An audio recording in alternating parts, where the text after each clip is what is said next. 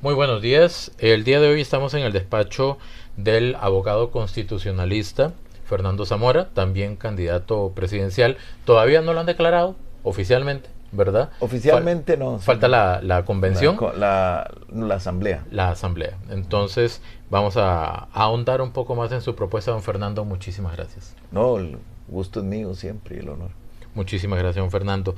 Don Fernando, vamos primero con algunas preguntas un poco generales, porque evidentemente cuando estamos hablando con una persona candidata o que va a ser candidata, ¿verdad?, por un partido, partimos del hecho de lo que está pasando hoy, o sea, el gobierno de hoy, por ejemplo.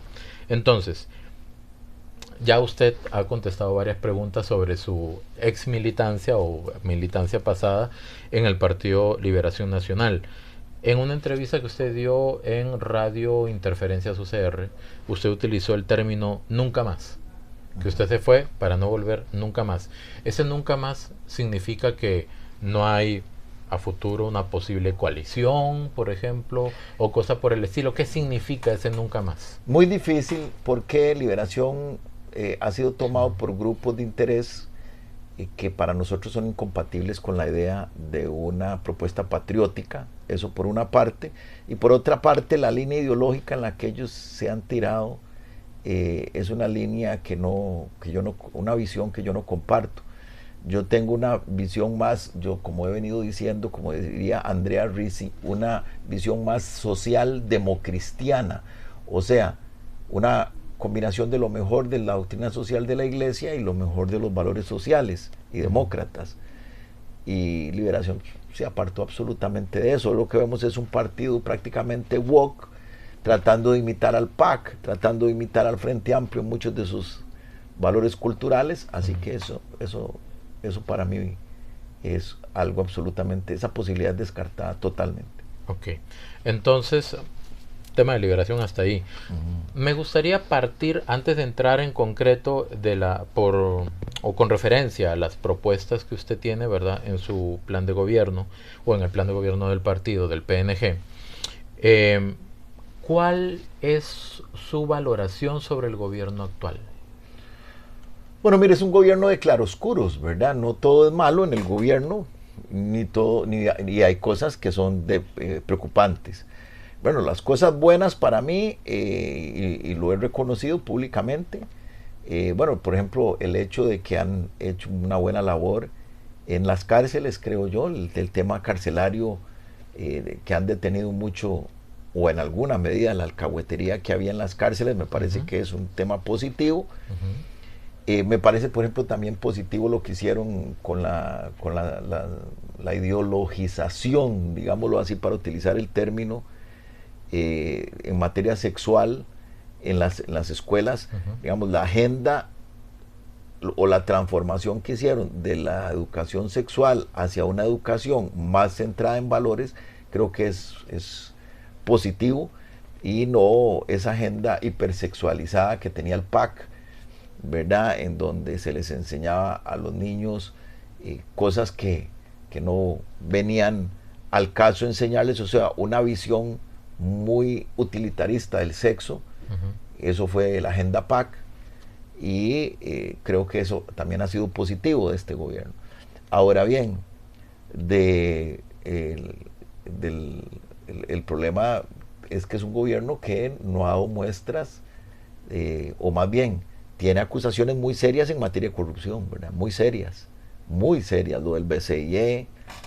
Bueno, ahora esto último que pasó en esta semana, de que prácticamente destituyó a toda la junta directiva del Banco Nacional porque la junta directiva no se prestó para nombrar al amigo del presidente según las afirmaciones de los mismos directivos, como gerente del banco. Entonces, ese tipo de cosas en donde uno sí ve que hay un trato, o un manejo un poco oscuro de todo lo que tiene que ver con los contratos, todo lo que tiene que ver con las instituciones que manejan muchos recursos y la forma en que se quieren manejar contratos millonarios, ¿verdad? Eso me parece que es lo preocupante, lo más preocupante. Amén de que de lo que todo el mundo también ha sostenido, que es un gobierno que a partir de la confrontación pues no se está avanzando en concreto hacia ningún camino. Yo le hago esa pregunta porque cualquier candidato, partido, programa de gobierno que se vaya a proponer para las próximas elecciones, inevitablemente se va a someter a la comparación con el gobierno actual. Y esa va a ser la valoración del votante, ¿verdad? O sea, lo que me ofrecen con respecto a lo que veo o lo que estoy viviendo el día de hoy. Entremos en materia. Ese es el plan de gobierno de ustedes, Sí, es ¿verdad? el plan Una Nueva Costa Rica. Bueno, ahora se lo obsequiaré. Ah, bueno, No sé muchas si gracias. me lo dejo momentáneamente por si tuviera que enseñarle algo del plan. Excelente, listo, muchas gracias. Vamos con el tema que usted más ha tocado en otras entrevistas, seguridad. ¿Ok? En seguridad usted habla de un estado de emergencia y se le ha preguntado mucho sobre el tema de los derechos humanos, etcétera. Em, Evidentemente para algunas personas de repente suena interesante o atractivo el tema de hacer un estado de excepción, de, qué sé yo, toques de queda o cosas por el estilo. No me quiero ir tanto por el tema de los derechos humanos, sino primeramente por el tema de que usted indica que podríamos o se podría traer ejércitos de otros países para ayudar a una intervención armada ante los grupos criminales. ¿Es así? No, No, jamás. ¿cómo se entiende, digamos, eso? Bueno, el decreto del estado de emergencia básicamente yo lo plantearía, asumiría el Consejo Nacional de Seguridad una vez que asuma la presidencia de la República. Yo mismo asumiría como presidente de la República el Consejo Nacional de Seguridad, y básicamente lo que permitiría el decreto de emergencia es facilitar reservistas de la fuerza pública, o sea, un mejor reclutamiento rápido de reservistas que tienen la misma categoría de los policías. El reservista tiene las mismas funciones del policía ordinario. Reservistas de la fuerza pública, o sea, el proceso de reclutamiento es un proceso también de capacitación. Nos permitiría, además de ese proceso rápido de reclutamiento, nos permitiría también traer recursos como son bienes muebles de otras dependencias de la administración pública para poder utilizarlas en seguridad, en criminalidad, destinar muchos de los policías que hoy están destinados en, qué sé yo, en lo que son espectáculos públicos masivos, partidos de fútbol, ir a notificar a ciertas personas de determinadas procesos judiciales. Eso le quita muchísimo tiempo a la policía. Nosotros, logrando esto con los reservistas, vamos a permitir que indudablemente pueda enfocarse más la policía hacia lo que es la materia estrictamente de combate a la criminalidad. Igualmente, nosotros lo que estamos planteando es, dentro de las opciones, lo planteamos incluso primero que el gobierno, la necesidad de ir gradualmente ampliando la cárcel de la reforma, porque ahí prácticamente el 60% del terreno de la reforma está ocioso. Entonces la tesis del gobierno de hacer una cárcel desde cero, nosotros nos parece equivocada. Lo que nosotros hemos planteado, o sea, nos parece parcialmente equivocada, no del todo, porque nos parece que está bien hacer un nuevo, digamos, una nueva infraestructura carcelaria, que es indispensable, porque por una razón lógica, más delincuencia, hay más criminalidad, tiene que haber más cárcel, ¿verdad? Porque de lo contrario estás incluso violando a los mismos derechos humanos al hacinar a los delincuentes. Entonces no se trata de eso, se trata de que se amplíe la cárcel, haya una cárcel más grande, pero dentro de las posibilidades del gobierno, sin mayor gasto de recursos. Entonces, ¿cuál es la mejor forma? La mejor forma es ampliando la actual cárcel con módulos nuevos en los actuales terrenos ociosos del mismo centro penitenciario. Eso nos permitiría, además, que no tuviéramos que gastar, el Estado no tenga que gastar en permisos, en setenas, además tiempo en eso, sobre todo tiempo en eso, porque el centro penitenciario de la Reforma ya tiene los permisos autorizados en sus terrenos para eso. Entonces, esa es una propuesta mucho más viable.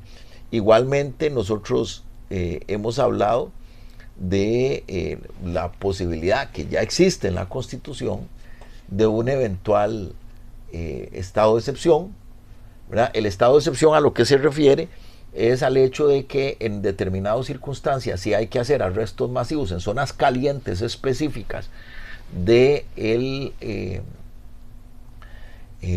ciertas zonas calientes del país, entonces el estado de excepción permita pues temporalmente digamos que se puedan facilitar estos arrestos, estas investigaciones a través de la suspensión de ciertas garantías en esas zonas que son lo que he llamado yo zonas calientes. Creo que vale la aclaración acá para meter un poquito de contexto al planteamiento de la pregunta, ¿verdad? Efectivamente, ustedes no plantean estrictamente traer como ejército de afuera. No, lo que pasa es lo siguiente, y esa es la aclaración. ¿Estaría la fuerza pública capacitada para enfrentar un estado de excepción, por ejemplo? Que para que las personas entiendan, sería que, por ejemplo, se dice, en determinada zona, hasta cierta hora pueden salir de las casas, digamos, ¿verdad? Hasta las 7 de la noche, póngale. Correcto, eso estarían, ¿verdad? En ciertos lugares. Ajá, correcto. Y por tiempos muy, muy cortos, precisamente para facilitar la intervención contra la criminalidad y precisamente ayudarle a las personas honradas de esas comunidades, ¿verdad? Esa es la idea. No, y lo entiendo perfectamente. Entonces, particularmente pensé, bueno, es que se cuenta con el recurso realmente para eso, porque en los países que se han llevado los estados de excepción son países que tienen ejército. Entonces pensé, ahí está la aclaración, sería solamente trayendo ayuda de afuera. No es necesario. La policía, aquí la policía, además, recuerde que estamos hablando de la posibilidad de reclutar reservistas para reforzar las unidades policiales. Entonces, por supuesto que habrían... Entonces estaríamos hablando de ampliar la fuerza pública. Ah, sí, claro, se tiene que ampliar. En este momento hay como 17,000. Sí, en esto se puede ampliar. Los reservistas podrían, originalmente existieron hasta 5,000 reservistas. Entonces se puede ampliar prácticamente en un 25-30% la capacidad de la policía si implementamos lo que yo estoy proponiendo. Entonces, si en ese momento hay aproximadamente 17,000 efectivos de la fuerza pública, y le metemos 5,000 más, serían como 22,000. Lo que ahí surge es justamente la duda que pues ustedes los abogados lo conocen muy bien, ¿verdad? Y la fuerza pública que está a cargo del Poder Ejecutivo tiene todo ese músculo para poder patrullar, vigilar, etcétera, las calles y arrestar gente y llevarlas al sistema judicial, pero usted habrá escuchado cuando el presidente indica en las conferencias de prensa que han habido personas que han sido procesadas más de 300 veces. Entonces, ese es el otro aparte del universo, claro, ¿verdad? Aquí estamos planteando también la gran reforma en ese sentido. Nosotros estamos, que es en el sentido judicial, ¿verdad? Por supuesto que es indispensable también un cambio desde el punto de vista judicial. Estamos hablando de reforzar con una ley de ejecución de la pena. Hemos hablado de eso en este plan.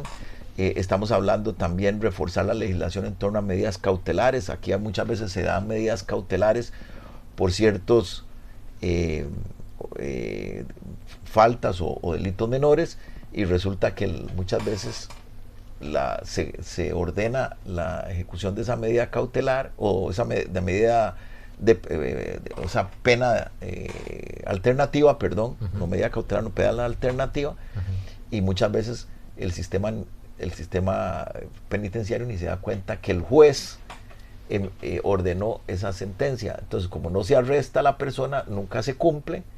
Entonces, fue condenada a una medida alternativa, pero el sistema penitenciario, al nunca enterarse de eso, el privado o el reo ni siquiera se presenta a cumplir esa medida alternativa ante el sistema penitenciario. Entonces vemos cómo ciertamente tiene que haber una reforma al sistema judicial. Además, nosotros estamos planteando la necesidad de toda una legislación que vaya en contravía de esta tendencia que en derecho se llama abolicionista, que es una tendencia ideológica del derecho penal, del derecho criminal, que es extremista y que prácticamente lo que pretende es llevar al mínimo la posibilidad del castigo hacia el delincuente. ¿Eso es lo que se llama garantista? En realidad no necesariamente, porque todos entendemos que uno debe darle garantías del debido proceso a los delincuentes, pero una cosa es una doctrina garantista y otra cosa es una ideología abolicionista, y muchas veces tanto la jurisprudencia de los tribunales como las mismas, reflejado en la misma legislación que tenemos, vemos que hay una contaminación, digámoslo así, abolicionista en el proceso judicial, y que es lo que permite o lo que hace que al delincuente se le alcahuetee, y constantemente los jueces prácticamente los detienen y tratan en la medida de lo posible de aplicar en lo mínimo el sistema penitenciario. Okay, entonces eso es un problema, porque entonces se da lo que todos los costarricenses sabemos que sucede, y es que detienen a los delincuentes, llegan a donde un juez que tiene una mentalidad muy abolicionista y dice: no, cárcel es la última opción.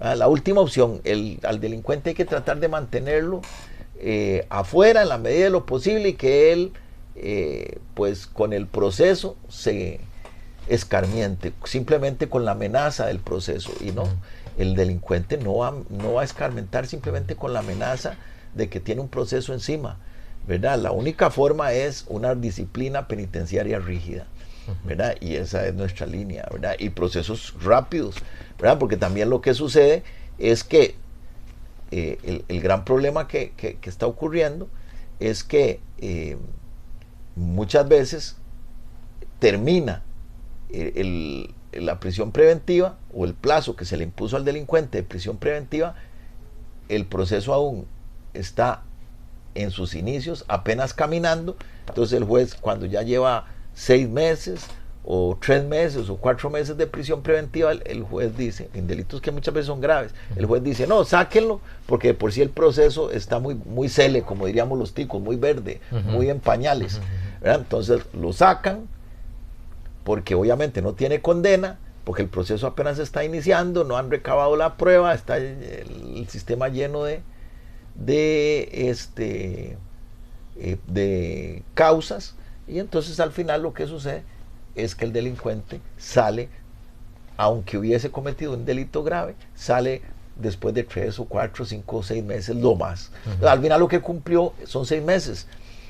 A los 6 meses ya huyó o cometió, como usted dice, otro delito peor, ¿verdad? Y entonces es el caso de cuando se da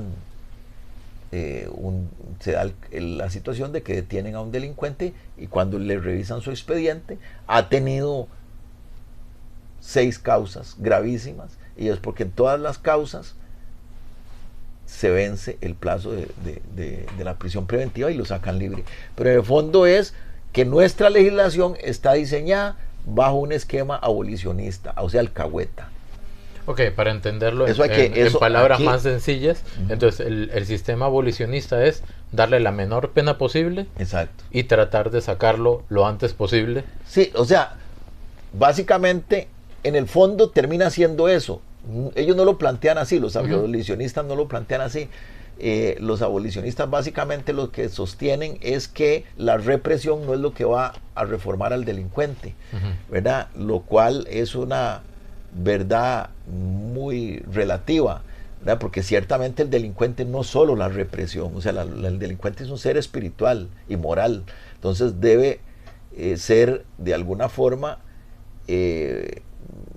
formado, o sí hay que darle un proceso de adaptación, pero ciertamente, y si se quiere hasta de la misma asistencia espiritual, eso estamos de acuerdo, porque es un ser espiritual, todo ser humano, pero eso no significa que precisamente como ser espiritual que es, no esté condicionado también por la maldad, y que por lo tanto esa maldad tiene que ser sometida a rigores disciplinarios. Entonces, porque si no, entonces esa maldad sigue creciendo. Entonces, la visión nuestra, la visión del partido Nueva Generación, es una visión en la que, si bien es cierto, se entiende que el delincuente debe ser readaptado, pero también se entiende que debe ser sometido a una disciplina carcelaria fuerte para que él conciba la propia situación de su maldad, ¿verdad? Y del hecho que ha cometido, y que tenga todo el peso de la ley frente a las situaciones en que ha incurrido. Usted me está hablando de,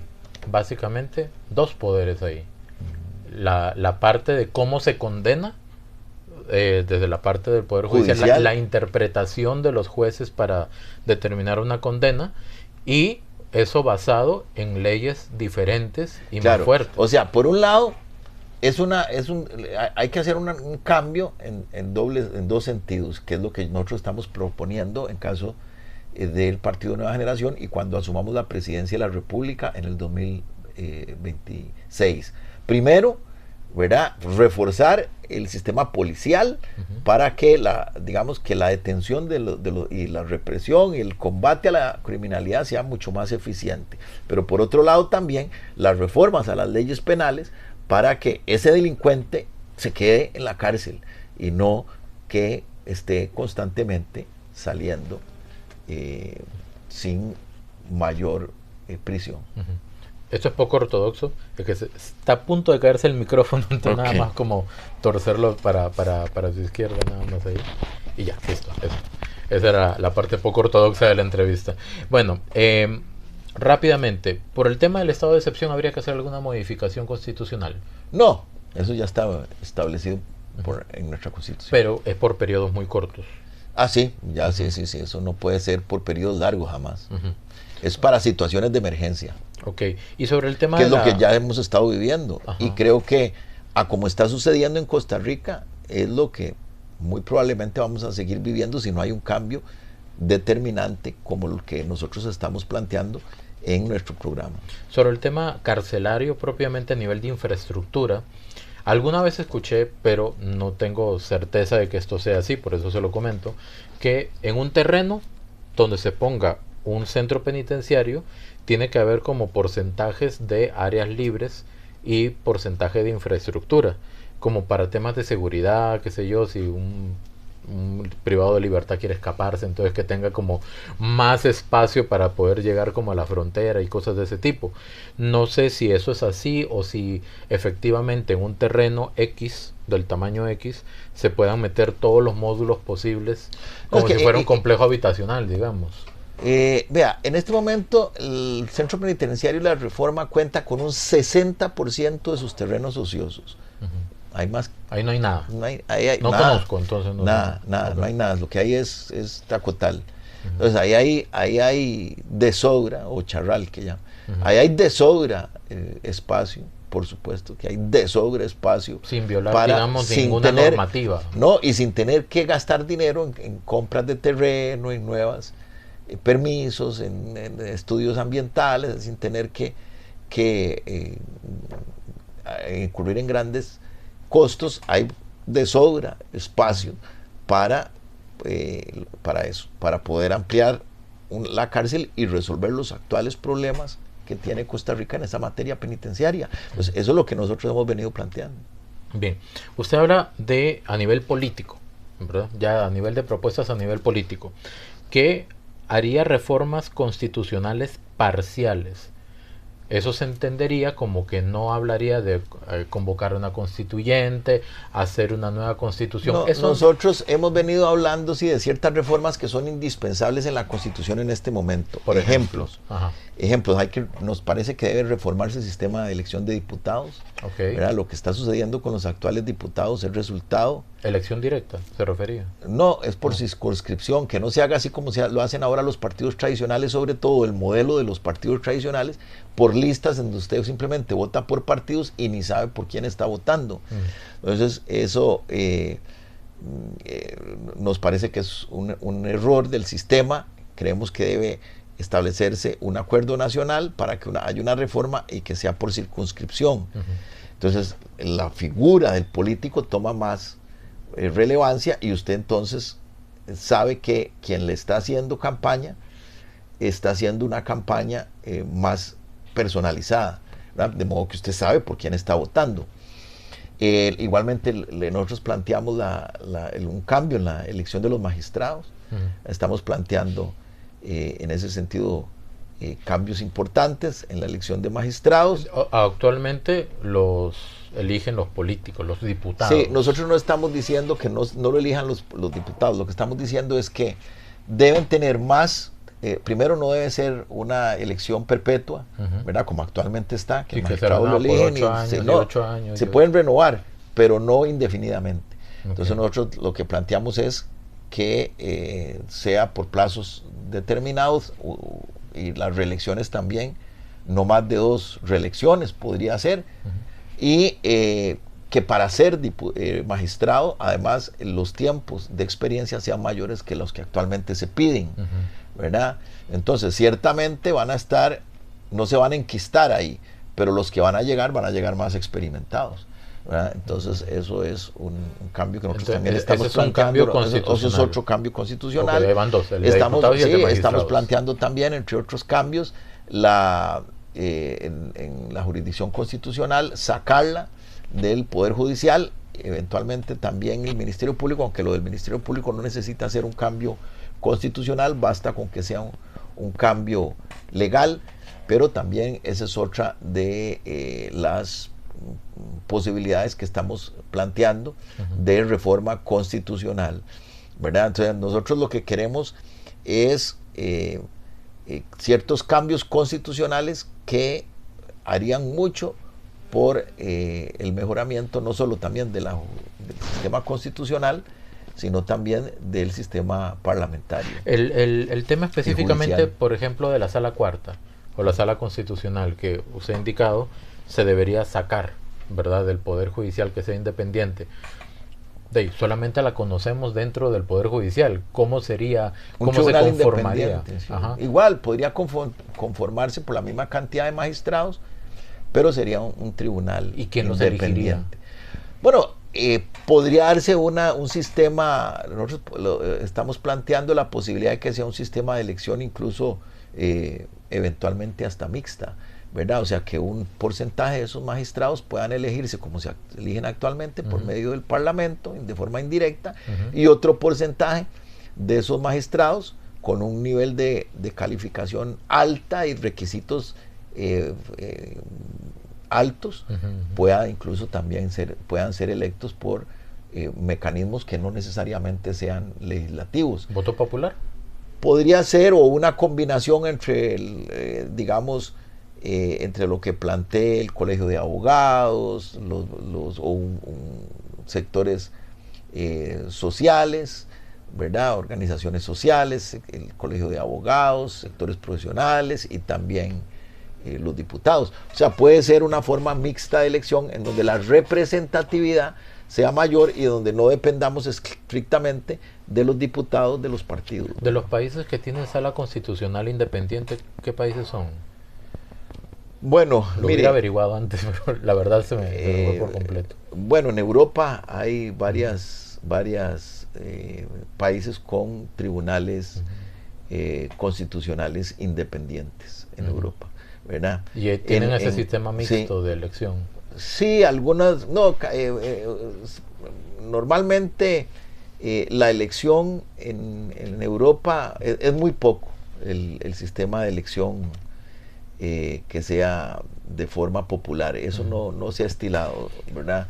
Pero Costa Rica, yo no lo veo un problema es que recuerde, yo no estoy diciendo que sea popular 100%, sino que sea una mezcla, ¿verdad? Entre organizaciones o entes especializados como el Colegio de Abogados, parte de los diputados, ¿verdad? Algo híbrido. Algo híbrido, que no necesariamente dependa la elección de los diputados, de los magistrados, perdón, de un tribunal como el Constitucional, que es tan vital en la sociedad, dependa simplemente de los mismos de siempre, ¿verdad? Esa es la idea. ¿Por qué no irían o no postulan la idea de una constituyente, de una tercera república, como ha mencionado el presidente en algún momento? Bueno, nosotros, esto que estamos planteando nosotros en esencia es una nueva república, porque por ejemplo, si usted analiza lo que nosotros estamos valorando como reforma o transformación en,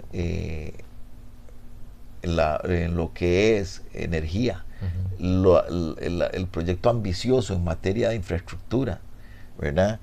El proyecto ambicioso que tenemos en materia de seguridad, ¿verdad? Pero sobre todo infraestructura, sobre todo energía, la revolución que nosotros le estamos planteando hacer a este país en esa materia es prácticamente entrar a una tercera república. A veces cuando uno quiere hacer una remodelación fuerte en la casa o varias remodelaciones fuertes, uno a veces se pone a pensar, ¿y no sería mejor como hacer una nueva? Por eso es que le pregunto, y como usted es abogado constitucionalista, digo, es la mejor persona que me podría responder esto. Porque alguna vez escuché a alguien, no, vi un comentario en redes que me llamó la atención. Hacer reformas constantes a la Constitución es como bachear una calle, que a veces es mejor traérsela abajo, ¿verdad? Y poner cemento nuevo.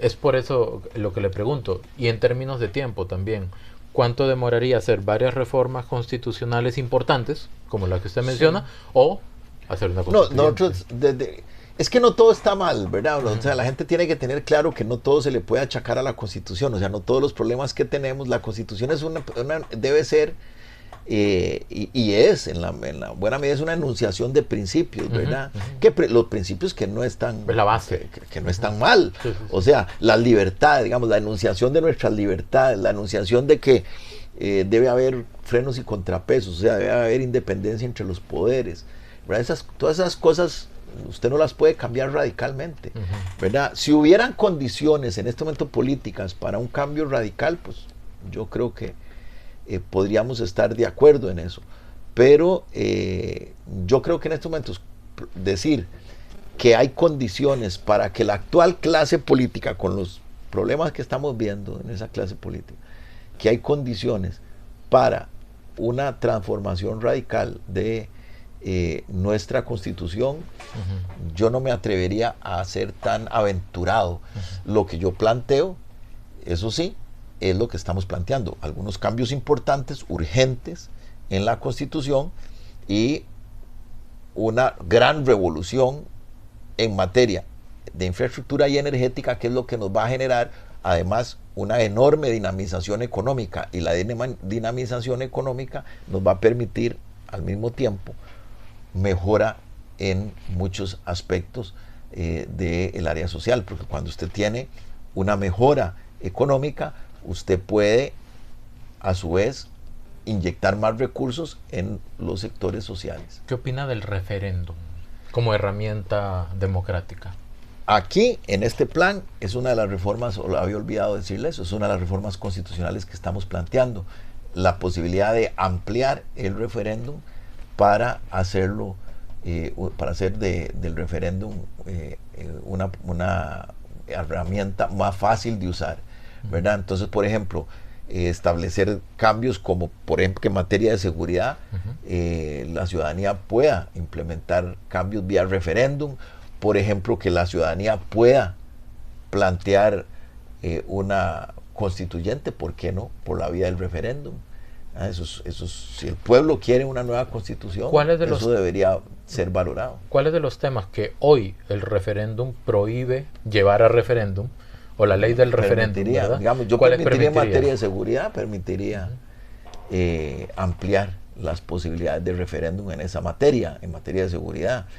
Permitiría algunos cambios para que el referéndum sea más fácil implementarlo, ¿verdad? ¿Pensiones, por ejemplo?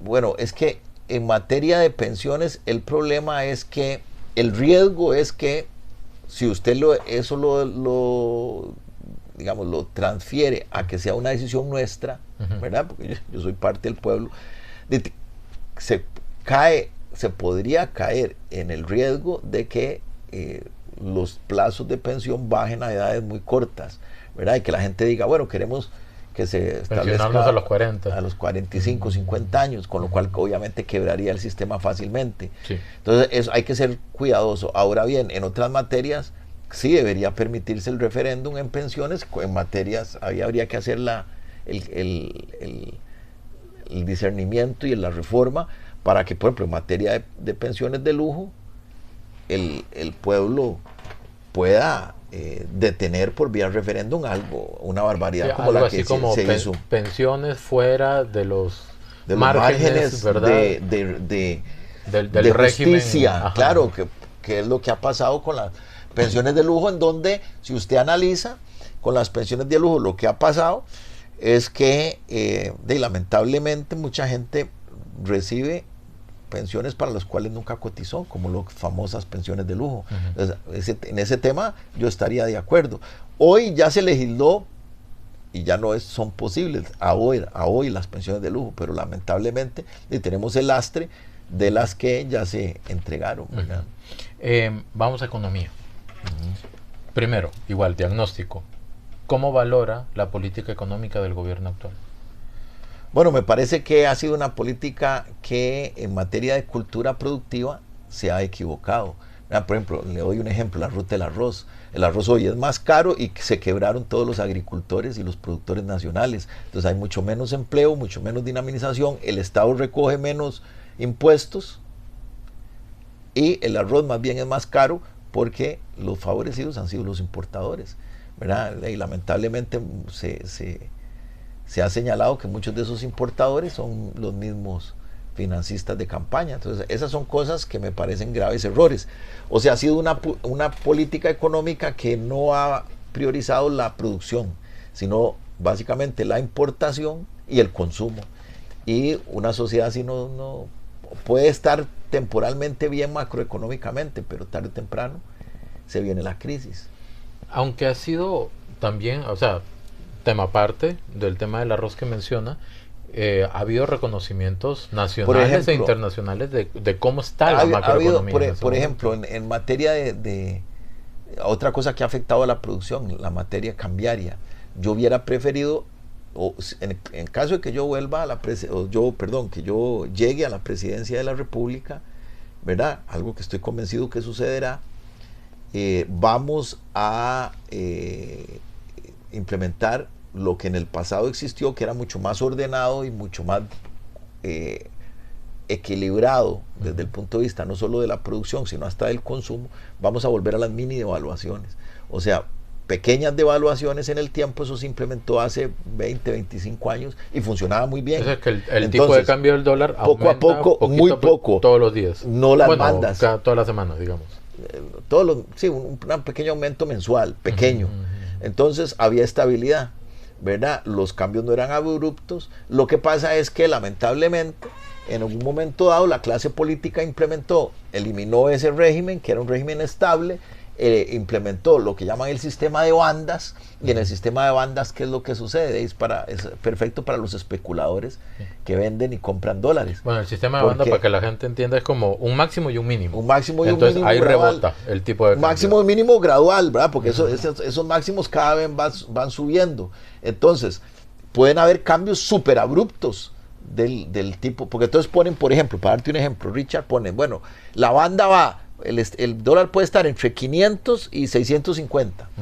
Entonces, hoy puede estar en 500 y mañana el Banco Central decide que esté en 650. Claro, el que sabía el cambio se hizo rico en unas horas, ¿verdad? Porque sabía que venía ese cambio en la banda.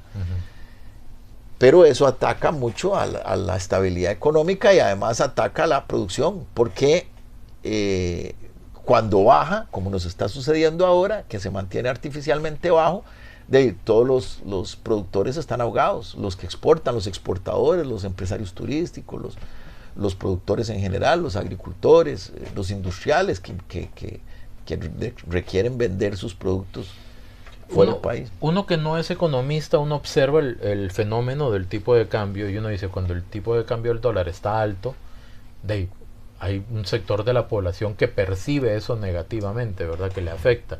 Pero cuando está abajo, hay otro sector de la población que le afecta. Claro, exactamente. Es inversamente proporcional. Entonces, ya me has entendido. ¿Con quién? Exacto. Entonces, ya me has entendido. ¿Para dónde vamos? Claro, entonces ya me has entendido, Richard, precisamente lo que yo quiero expresar. O sea, la necesidad de que haya una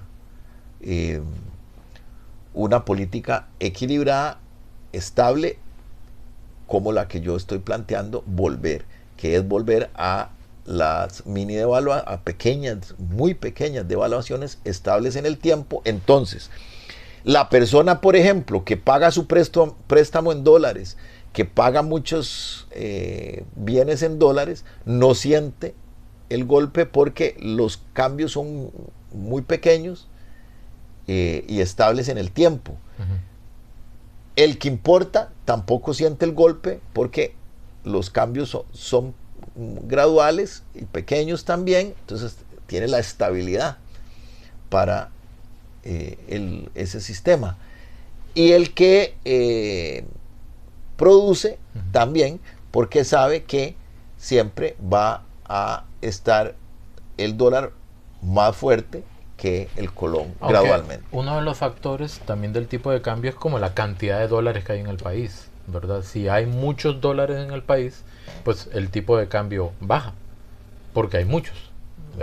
Y si hubieran pocos, pues sube. Sí, pero, es un tema de mercado también. Pero el mismo Banco Central ha reconocido que ellos han intervenido en eso. Entonces no es porque haya muchos o pocos dólares, porque además aquí hay gente interviniendo en eso.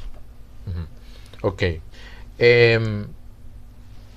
¿Qué, aparte de esto, qué conservaría de la política macroeconómica del gobierno actual y qué cambiaría? Aparte de lo que acabamos de hablar, porque como le digo, cualquier plan o candidato para las próximas elecciones, uno lo va a comparar con lo que tenemos actualmente.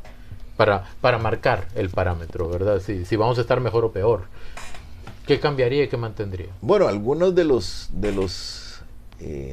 aspectos que me parece, o lo que yo he venido en nuestro plan del Partido Nueva Generación, lo que hemos venido planteando sobre todo es un cambio para facilitar o beneficiar a los productores nacionales, ¿verdad? Entonces, en ese sentido, pues habría que implementar algunos cambios desde la perspectiva de los aranceles, ¿verdad? Para proteger un poco más de lo que se está haciendo, o proteger algo. Es que del todo no se está protegiendo a los productores nacionales, o sea, a los productores del todo no se les está protegiendo. Entonces, si no se les está protegiendo, hay que tomar algunas medidas macroeconómicas mínimas para que no se encuentren totalmente desprotegidos. O sea, eso tiene que ver los aranceles, algún tipo algún tipo de control en materia arancelaria para que no suceda lo que está sucediendo. Repito, por ejemplo, en materia de arroz, de granos, volveríamos a lo que existía hasta hace unos pocos años y ver de a qué forma podemos reforzar y reconstruir la agroindustria. En materia de tipo de cambio, como le dije, volveríamos a las mini devaluaciones pequeñas, no devaluaciones exageradas, pequeñas, graduales y estables, como fue hace 20, 25 años y que nos funcionó muchísimo, ¿verdad? El país creció, es cuando más creció en esa época, ¿verdad? Entonces, esos básicamente serían los cambios macroeconómicos. Yo me imagino que el tema de la deuda también afectaría de alguna... O sea, son varios componentes de la economía, ¿verdad? Que para uno que no es economista, uno no los entiende muy bien. En el tema de la deuda pública, vamos también a renegociar en mejores condiciones. Eso es importante, renegociar en mejores condiciones la deuda pública, porque en este momento nosotros estamos en una situación en la que pagamos intereses muy altos de deuda pública. Entonces nosotros sabemos que en el mundo, si Costa Rica sale al mundo a transformar o a cambiar esa deuda interna por deuda externa, los intereses van a ser muy bajos. Ese es otro cambio que haríamos en materia macroeconómica, claro. Sí, sí, y no, porque usted me menciona cómo era o cómo se manejaban estas situaciones hace 20 años, digamos. De hace 20 años Costa Rica no tenía la deuda que tiene el día de hoy, por ejemplo, o el tipo de deuda que tiene el día de hoy. Pero lo que pasa es que nosotros nos están asfixiando altos intereses. Entonces, yo lo que estaría planteando es una compra o una negociación en organismos internacionales y en mercados internacionales para que haya más cambio de deuda cara por deuda barata. En el mundo hay los mercados mundiales, hay donde conseguir intereses mucho más bajos, y esa es la línea por la que nosotros nos orientaríamos.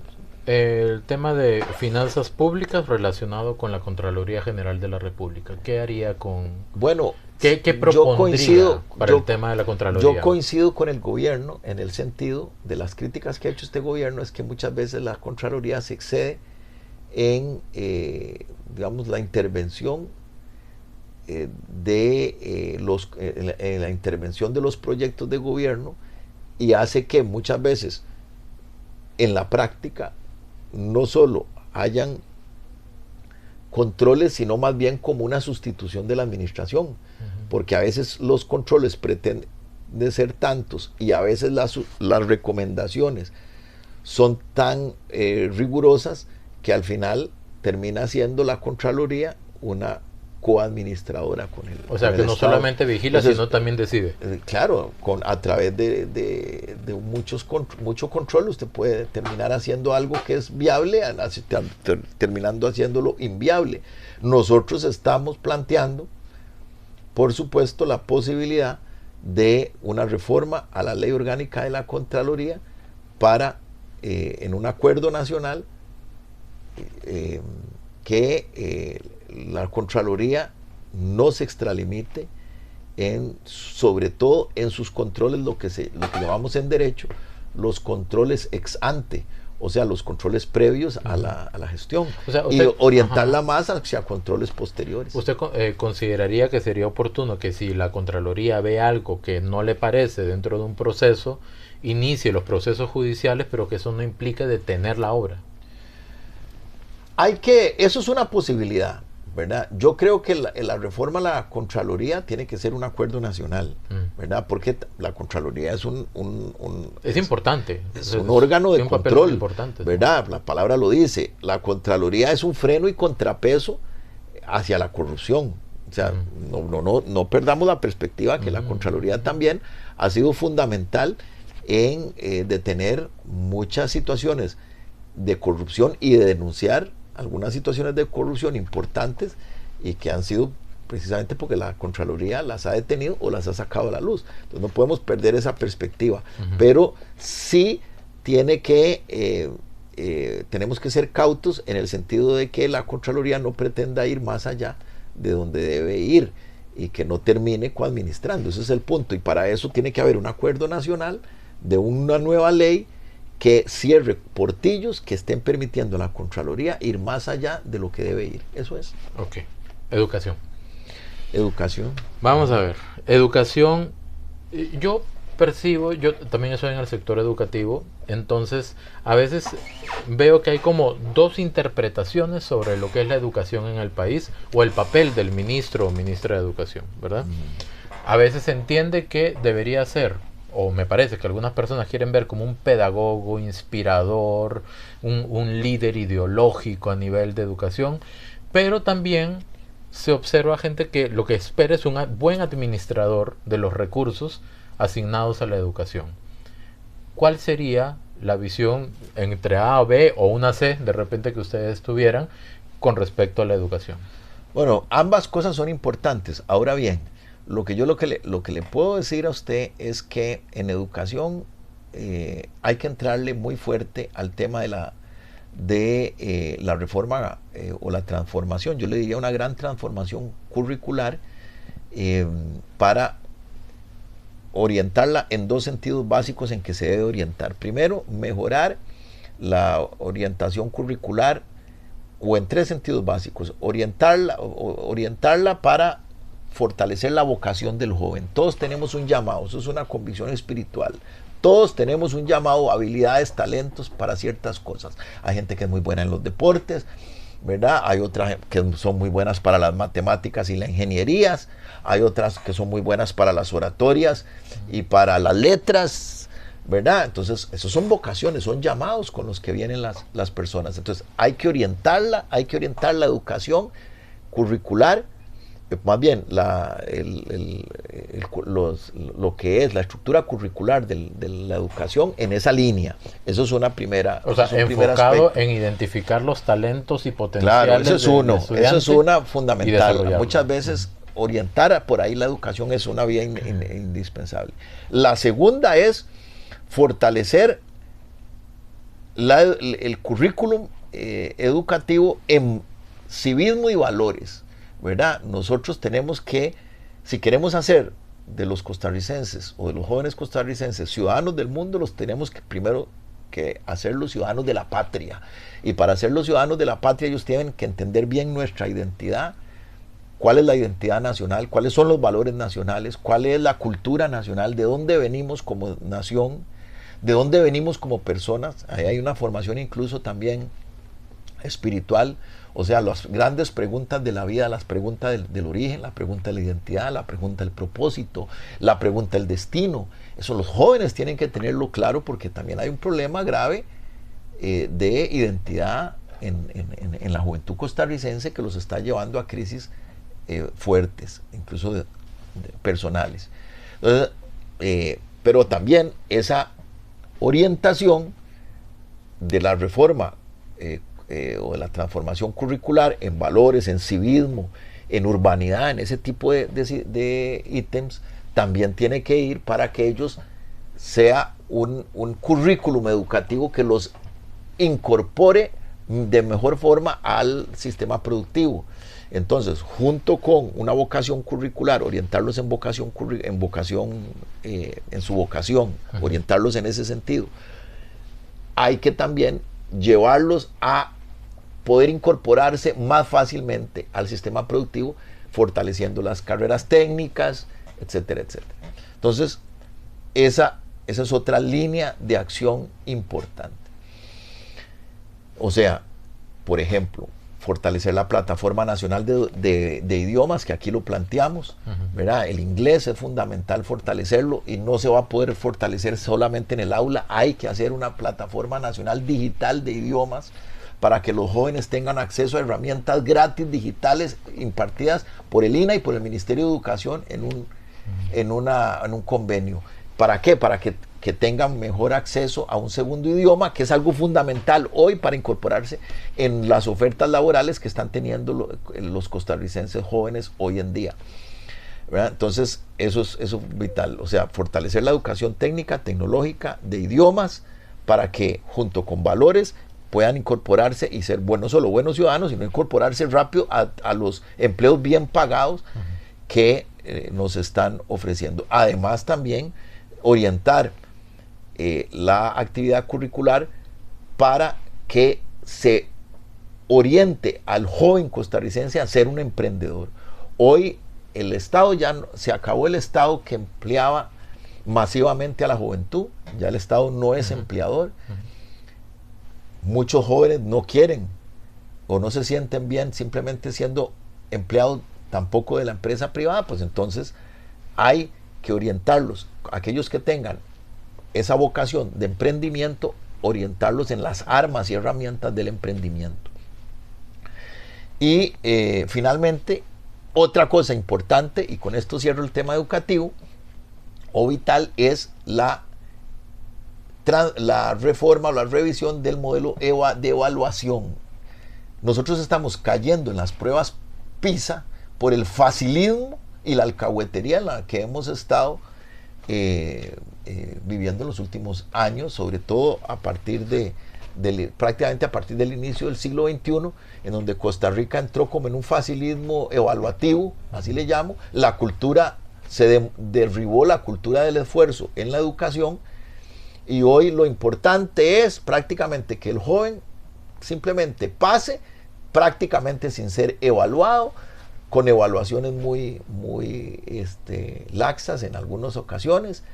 Entonces hay que orientar, por supuesto, hay que ayudar al joven, hay que darle excelencia académica, pero también tiene que haber un mayor rigor en la evaluación, para que los jóvenes no se les engañe y que los jóvenes puedan volver a salir de forma exitosa en las pruebas de evaluación internacional también. De ser usted presidente, ¿qué perfil elegiría usted para un ministro o ministra de Educación? Bueno, una persona que tenga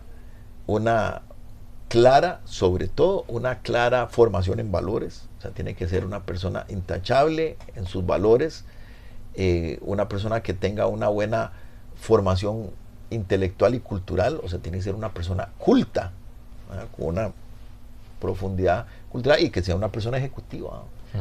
Con buen conocimiento de la educación. Preferiblemente, por supuesto, un educador. Hay un montón de con temas. Esas características. Hay un montón de temas todavía, pero por tiempo tenemos, quisiera cerrar con uno que está relacionado. Aquí les regalo muchas gracias. El libro. Muchas gracias. Vamos a leerlo con más detenimiento todavía, porque leerlo así que leerlo en digital es diferente, ¿verdad? Así es. Yo creo que el buen lector lee en papel, sí, eso es una convicción. El olor a papel es otra cosa. Pero no, es que cuando estás en la lectura digital hay mucha desconcentración. Aparte que hay cierta lectura digital, es muy cansada, pero además hay mucha desconcentración. Los aparatos digitales constantemente te terminan llevando a otra cosa. Cuando vos te concentras en el libro, estás en el libro y punto. Para eso tienes que tenerlo de papel. Aquí el paréntesis: yo para leer en digital tengo que poner el celular en modo avión, porque si me llega una notificación de algo, ya me voy, ¿no? Y en otras, y ya cada vez es más, lo digital cada vez más se está enfocando en el teléfono. Entonces, leer en el teléfono, hay otros medios para leer también, pero igual muchas veces si tienen acceso al internet, te están constantemente sacando de la lectura. Entonces, la mejor forma de leer, y eso se lo hago a los jóvenes, usted tiene que tener una buena biblioteca de libros. Acá hay una cantidad de libros de papel abrumadora. Y leer de papel. El buen lector lee en papel. Aunque no quiere decir que haya un buen lector que de vez en cuando no pueda leer en digital, pero la mejor forma de concentrarse en la lectura es el papel. Papel es una cultura. Finalmente la pregunta, Fernando, perdón, vamos a mezclar educación con finanzas. El FES. En este momento se está negociando el FES. La Constitución dice que debería ser el 8% del Producto Interno Bruto, pero eso es un ideal muy alto, y hay un desequilibrio de repente entre lo que se distribuye, de lo que se destina a educación, entre escuelas, colegios, ¿verdad?, kinder, etcétera, y las universidades públicas. Por otro lado, los datos dicen que para el año pasado el 70% del FES asignado, por ejemplo, a la UCR, que se lleva un poquito más del 50% del FES, el 70% de ese FES que les tocó a ellos fue para salarios, 11% para becas. Lo demás se debe repartir entre investigación, extensión social e infraestructura, me imagino yo. ¿Cuál es su posición sobre la asignación del FES? Bueno, yo creo que todos tienen que, sobre todo en momentos de crisis como la actual en el Estado, porque tal vez la crisis no es tanto en la economía nacional, pero el Estado sí está en una crisis económica, el Estado como tal, con una deuda pública los recursos exagerada. Son pequeños, pequeños no, limitados. Limitados, con una deuda pública exagerada. Entonces, en momentos de crisis, todos tenemos que tocarnos la faja. Ese es mi principio básico, ¿verdad? Que yo le puedo decir a la ciudadanía. Por lo tanto, dentro de ese tocarse la faja, no es justo que hayan dependencias, por ejemplo, usted lo acaba de mencionar, no yo, como la Universidad de Costa Rica, con presupuestos opíparos, ¿verdad?, exagerados, enormes, y donde uno sabe que muchas veces hacen festines, ¿verdad? Y por otro lado, tengamos la realidad de las escuelas públicas o los colegios en donde una enorme cantidad de esas escuelas, digo enorme porque que sean más de 10 ya es para mí enorme, o más de 20, que estén prácticamente en una situación de desahucio, ¿verdad? Donde el Ministerio de Salud dice, no, esas escuelas están inhabitables, ¿verdad? Entonces, esa situación no se puede seguir dando. Entonces, yo sí creo que debe haber, por una parte, una voluntad del gobierno de fortalecer la educación. Es un hecho demostrado estadísticamente que las sociedades más prósperas son las sociedades que más invierten en educación. Entonces, tenemos que fortalecer la inversión en educación, pero eso no significa que esa inversión no deba estar mejor distribuida de lo que hoy está. Yo soy crítico en ese sentido. Mini pregunta al final nada más. Hoy es 29 de mayo, Ajá. ¿verdad? Jueves 29 de mayo. ¿Cómo está su estado de ánimo? Ayer fue miércoles en la noche. Ay, feliz y contento, por si se refiere a lo de anoche. Feliz, yo soy herediano. Ok. Sí. Entonces estamos... Cuando lo vi llegar vi una bandera ahí pegada. Muy así, feliz. ¿no? Ok. Muy Entonces, feliz, y bueno, ya 31 campeonatos, ya rumbo a ser el nuevo clásico, Saprissa Heredia. Pero sin embargo, yo el mensaje que le doy a la ciudadanía en esa materia deportiva son dos muy breves. Primero, en materia deportiva nosotros tenemos que enfocarnos mucho en lo que es los jóvenes, y sobre todo donde usted mejor tiene a los jóvenes para el ejercicio físico y buscar talentos es en las comunidades y en los colegios. Sobre todo en la urbe es más difícil, en la comunidad. Entonces en el colegio es donde usted puede detectar si un joven tiene el talento para ser un gran futbolista. Entonces el Estado tiene que meterse fuertemente en ser cazatalentos deportivos. Yo creo en eso firmemente, ¿verdad? Entonces vamos con una política de deporte orientada a que Costa Rica tenga un Estado costarricense que sea cazatalentos deportivos, como lo hizo en su momento Cuba, cuando se dedicaban a eso y llegaron a tener una gran cantidad de medallas olímpicas, siendo un país tan pobre como Cuba, ¿verdad? Pero también es una cultura, ¿verdad? Recordemos que Uruguay ha sido un país con 2 campeonatos mundiales, con varias veces metido en semifinales mundiales, y es un país más pequeño casi que Costa Rica, y con una población casi que más pequeña que la de Costa Rica. Y Uruguay tiene una cultura, la famosa garra charrúa, es una cultura deportiva, en el caso de los uruguayos, en el fútbol. Hay que fortalecer esa cultura deportiva, pero esa cultura deportiva ya tiene que fortalecerse no sobre la base del vandalismo, ni el fanatismo, sino sobre la base de una formación en disciplina, ¿verdad? Deportiva, que es un poco orientado a lo primero que le dije. Don Fernando, muchas gracias. Muchísimas gracias. Conforme vaya avanzando la campaña, por ahí podemos profundizar en algunos temas. Claro que sí. Espero que disfrute. Muchísimas gracias. Espero que disfrute nuestro plan de gobierno. Vamos a tomar café con esto. Muchísimas gracias, don Fernando. Muchas gracias.